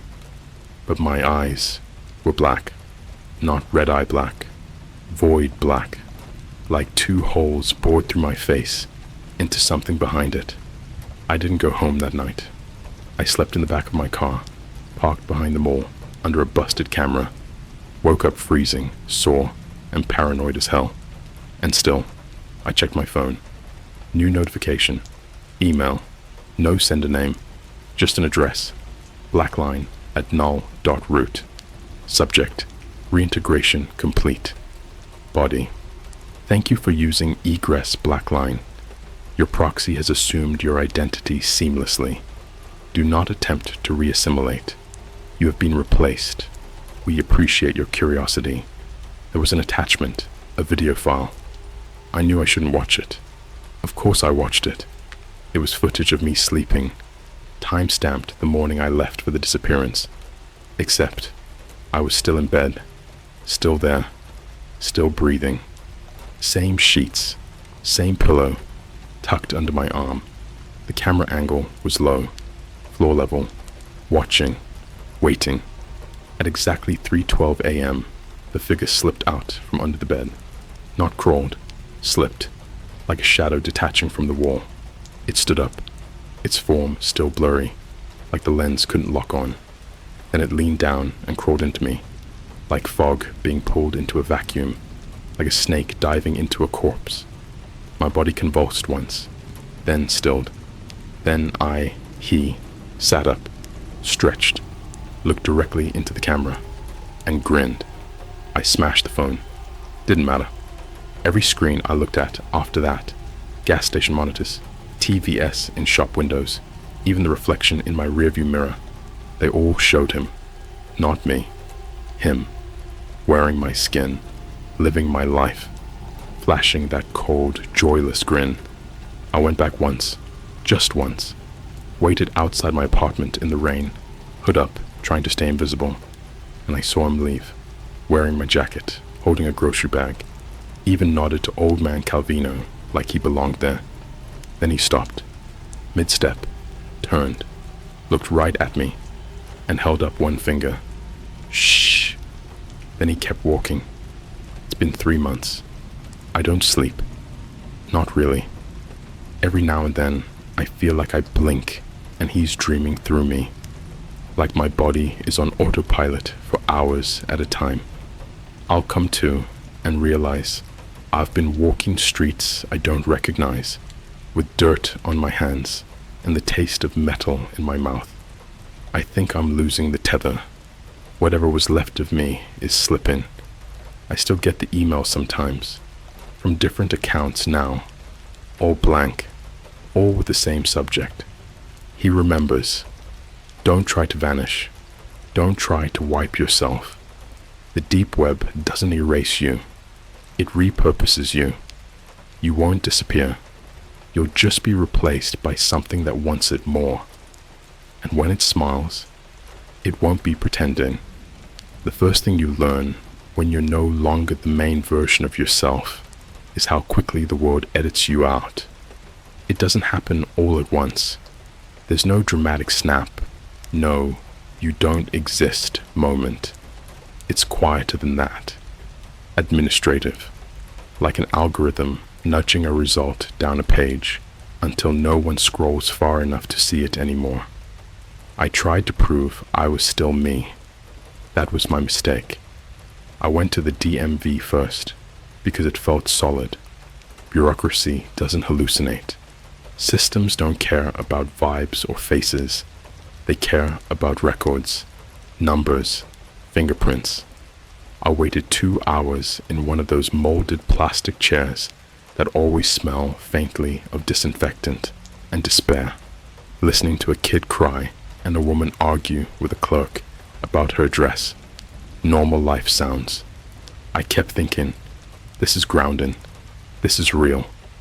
When it was my turn, I slid my ID across the counter. The clerk looked at it, looked at me, looked back down.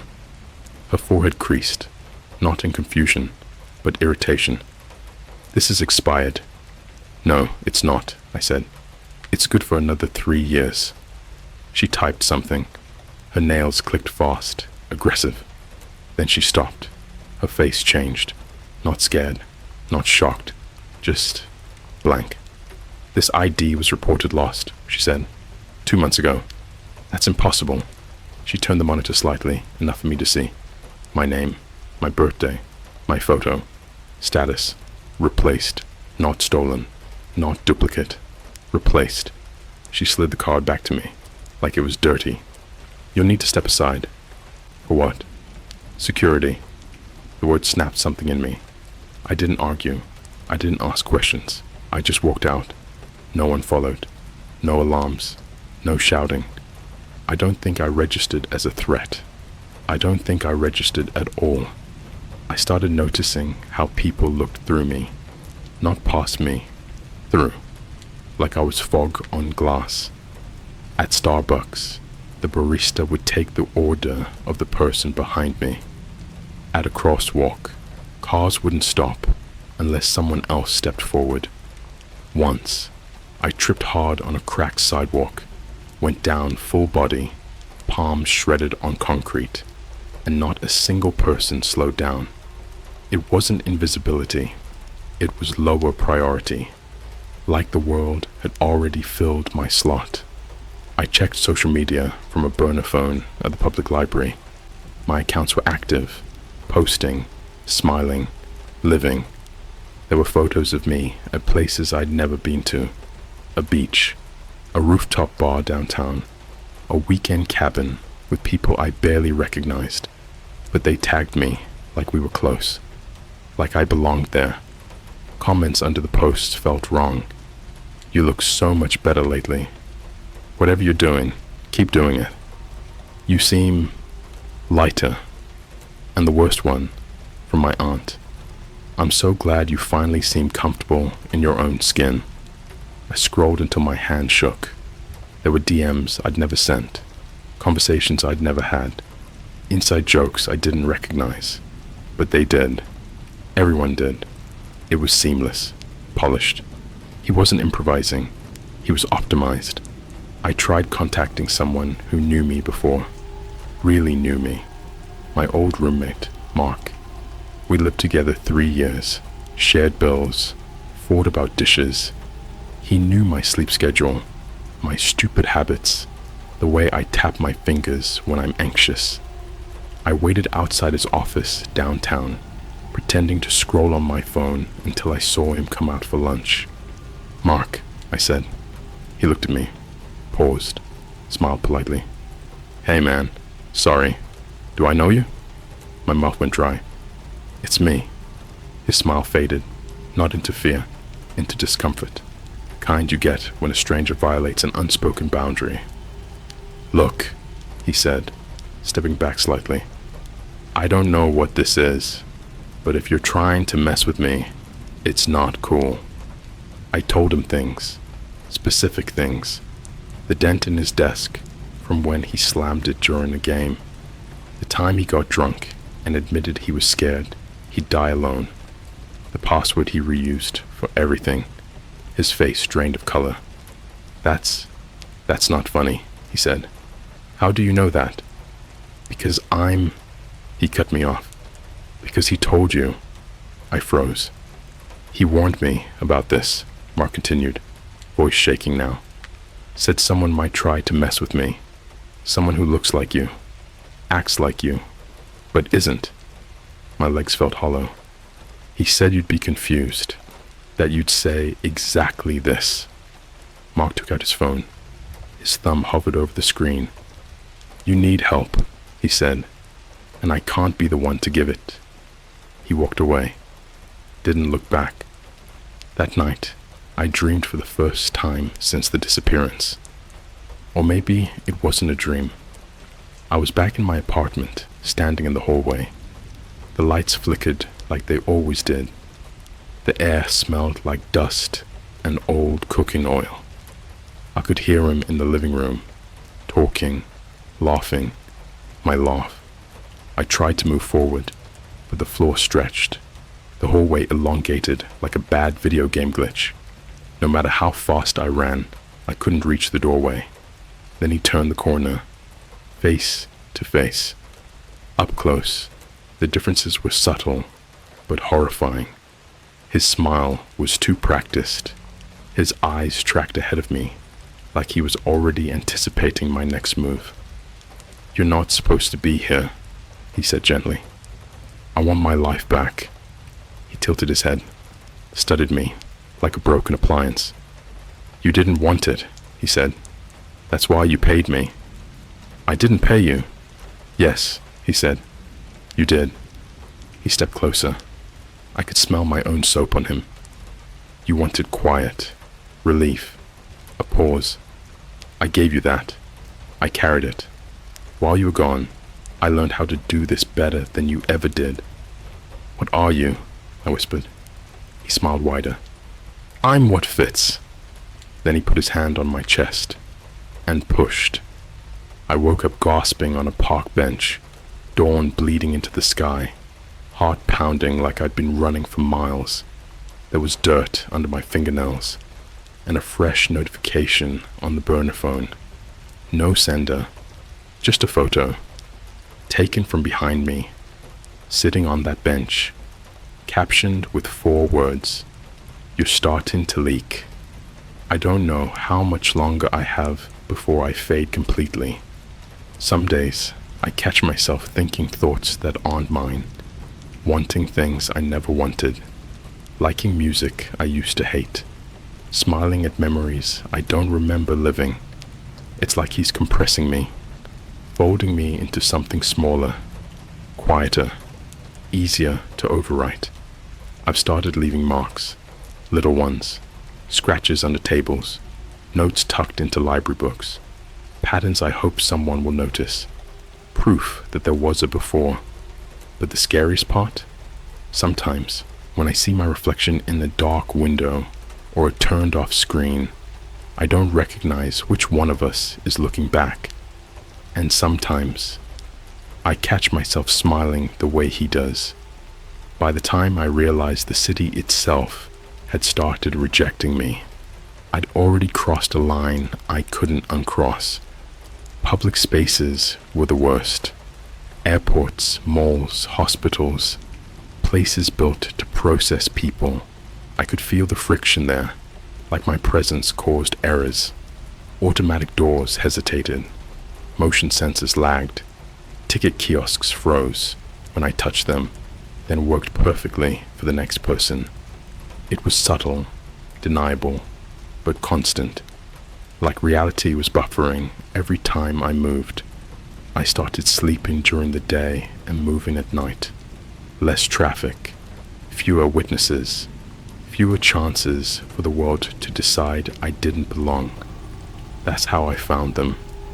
It happened under the old commuter rail bridge, the one that smells like rust and wet concrete, where the city forgets to clean. I'd followed a pattern I'd noticed over weeks.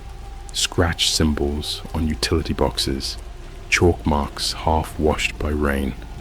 They weren't random, they were breadcrumbs. The symbols led to a service door welded shut from the outside, except it wasn't shut for me. I leaned into it, expecting resistance, and the door opened like it had been waiting. Inside was a maintenance corridor that shouldn't have existed. Too narrow, too long. The lights hummed with that sickly yellow buzz that makes your teeth itch. The walls were layered with old posters, peeling warnings in languages I half recognized, and, etched deep into the paint, names. Hundreds of them, some scratched frantically, some carefully carved, some written over others again and again, like the walls were running out of room to remember. At the end of the corridor was a room full of people, not homeless, not addicts, not runaways.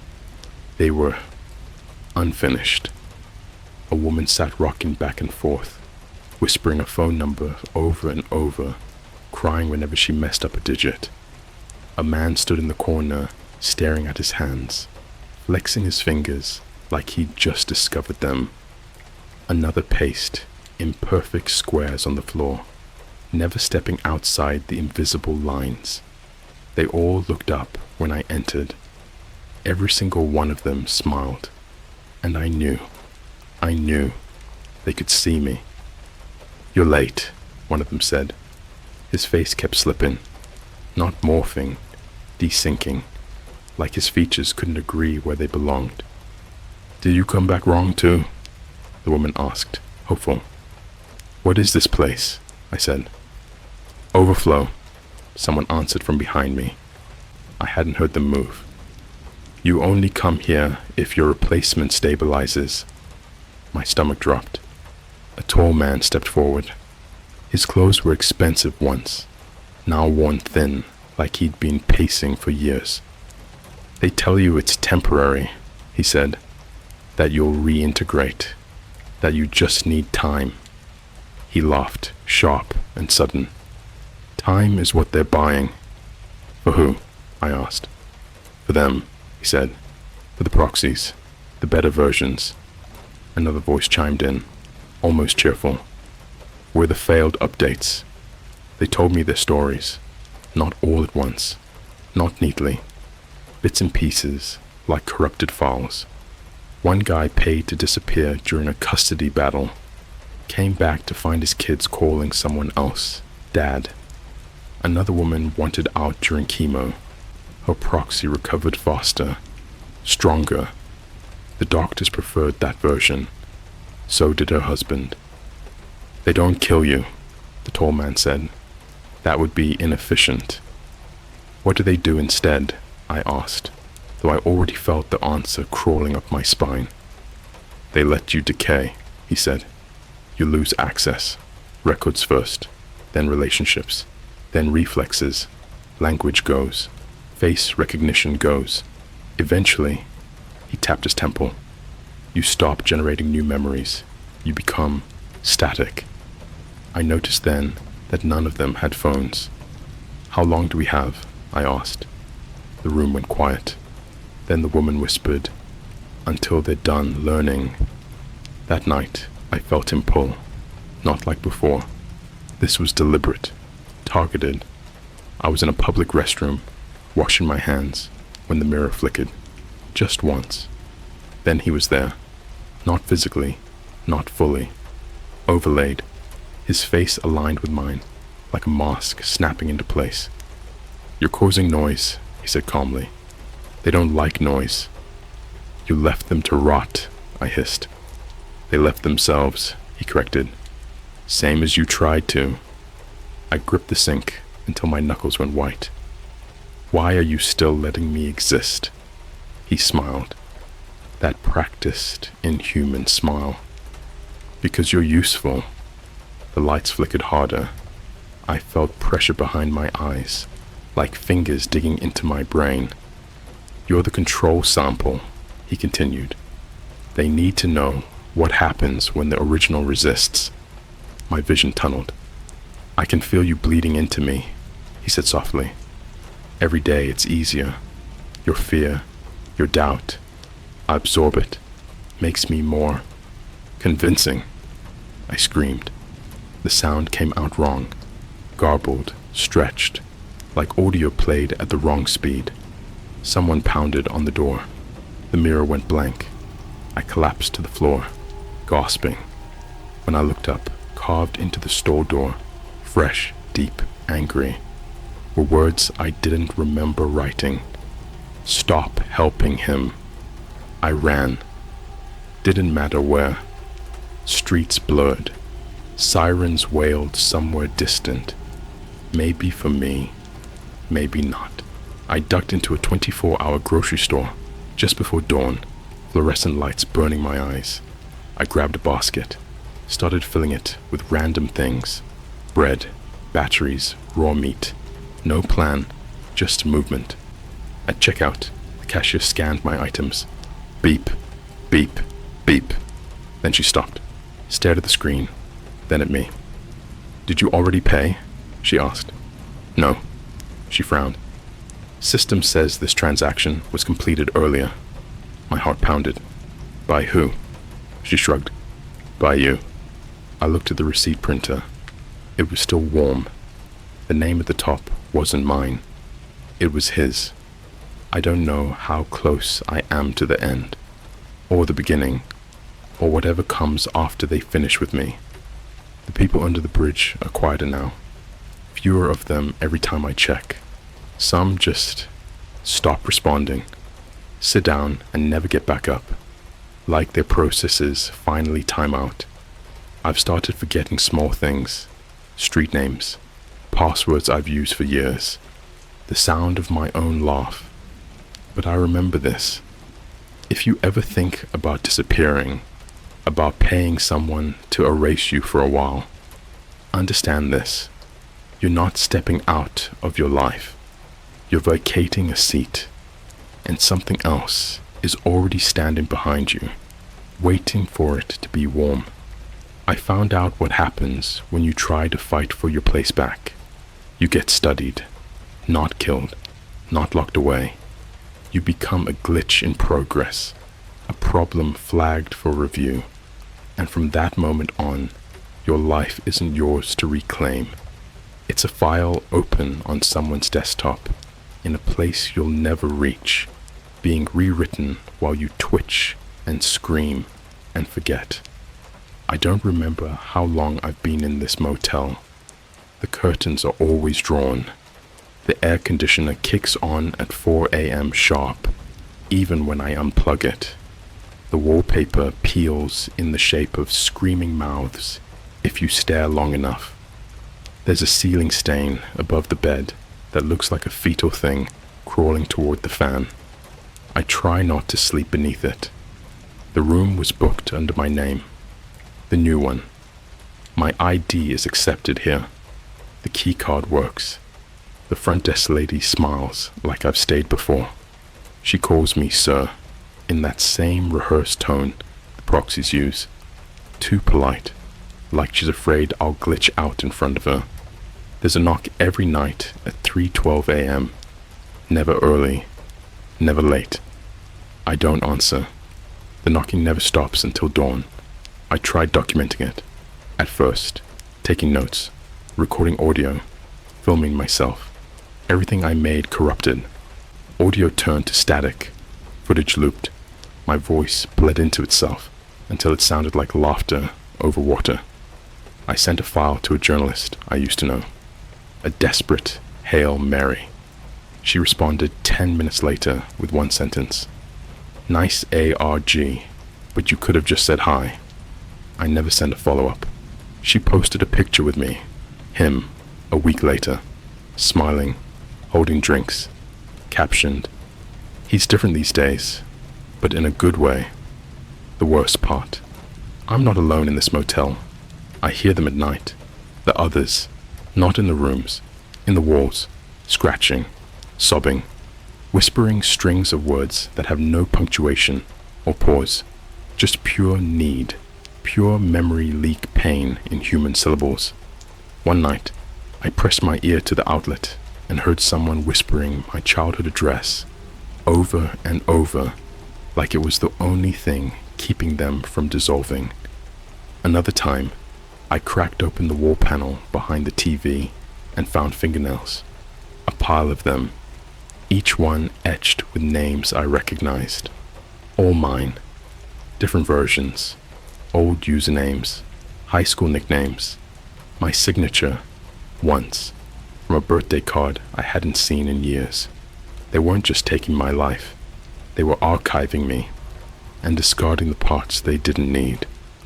I left the motel once, just once. I walked the exact route to my old apartment, past the same gas station, the crooked fence, the alley where someone tagged, "You don't live here," in red paint that always looked wet. I stopped across the street. He was there, on the balcony, my balcony, smoking. I never smoked. He leaned over the railing and looked right at me, and he waved, not like a taunt, like he was grateful, a thank you for the gift. I crossed the street. I climbed the stairs. I rang the bell. He answered. Same eyes, same smile, but closer now. I could see what no one else saw. His skin fluttered when the light hit it wrong, like something living inside it was brushing the surface. His voice came a half second behind his mouth, like he had to translate it first. And when he blinked, it wasn't top down, it was sideways. "I was wondering when you'd get tired of running," he said. I asked him why. Why me? Why this? Why any of it? He said, "You were marked. You volunteered. You bought the silence, and we filled the space." I said, "I want it back." He smiled, wider than a face should. "You can have it." He opened the door wide. "Come on in. Let's see if you fit." I stepped forward. The air bent. Reality glitched. My eyes flooded with static. My ears filled with me. Every voice I'd ever had, screaming in perfect unison. My body seized. I dropped. I woke up in a hospital bed with white sheets and no windows, no chart, no IV, no buttons to press, just a mirror and a desk. On the desk, a stack of papers, my name on every page, signed at the bottom in handwriting that was mine, but stronger, cleaner, no hesitation, no scratch-outs, like a perfected draft. There was a sentence at the top of the first page. "Welcome back. Please review your new parameters." Every rule was written in second person. You no longer question your thoughts. You smile when appropriate. You apologize when making others uncomfortable. You remember only the improved sequences. You no longer wake up from dreams screaming. I flipped through page after page of little deaths. Every human flaw, carved out and replaced. Each clause stripped something deeper, until the words stopped feeling alien and started feeling right. At the end of the document was a pen, and a space for a fingerprint. There was already one there. Mine. I left that place, I think. Sometimes I wake up and the sheets still feel too white. Sometimes I wake up and the mirror lags, but before showing my reflection. Sometimes I don't remember falling asleep at all, but I'm back in my life. People see me now. They smile.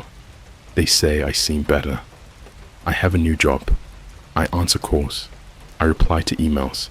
I go to lunch and laugh and nod at stories I don't remember being in. And sometimes I feel this warm, fuzzy fog in my chest that tells me, this is good. This is right. This is what you wanted. And I smile, because smiling is one of the parameters. But at night, when it's quiet, and the phone screen dims, and the corners of the room stop aligning perfectly, I hear the knocking again. 3:12 a.m. Right on time.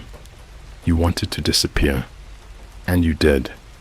The part of you that's reading this now, that's the last flicker, the final echo. You can close the tab. You can turn off the light.